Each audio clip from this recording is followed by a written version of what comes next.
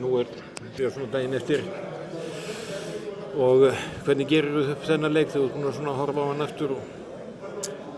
Það er bara erfitt, þú veist.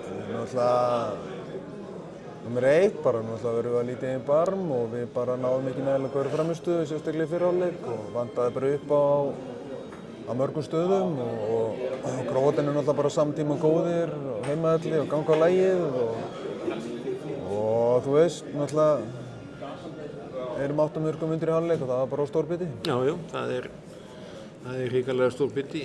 Já, tala ekki á móti þeim á heimavelli og þeir að spila vel, þú veist, það er bara rándýrt þegar upp er staðið og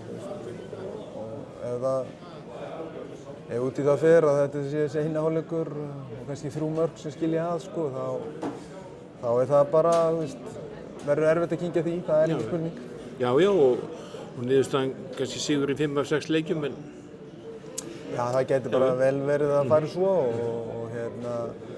en ég held að allavega fyrir mig og strákarna, ég er bara mikilvægt að reyna að ýta þess til hliðar allavega fram við leikinn á morgun og það verður nógu tími til þess að svekkja sig út í það fér, sko, og finna einhverja hluti hér og þar sem hefði getað breytt þessu. Já, það þýðir kannski lítið annað, lítið í dag sjálfum sér, þetta verður ekki endurtekið sem miður.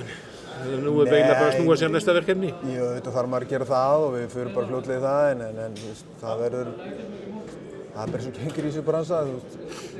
Það er erfið að ýta sömu leiki frá sér en öðrum og þetta verður potið einn af þeim og en á sama tíma, þú veist, þá þetta er stórmót og það er stutt á milli og þú fer hátt upp og langt niður og nú erum við búin að prófa bæði og við þurfum bara að gera svo vel að horfa á þennan leik á morgun og gera okkar og klára hann að krafti og með sæmd og þannig að það verður þá allan að frá.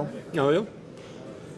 Argentínumennir eru náttúrulega bara lið sem við eigum að íslenska liðið á að vinna, ekki? Já, við eigum að vinna þá. Við erum bara með betra lið en ég hef alveg sagt áður fyrir svona leikjum. Ég finnst skipta máli hvernig við vinnum þá og ég vil bara fá framistöðu og við gerum það að krafti og köllum aftur fram svona það góða sem við sýnt á þessu móti og það verður alveg kúnst og það er krefjandi og það reynir alla að kalla það fram.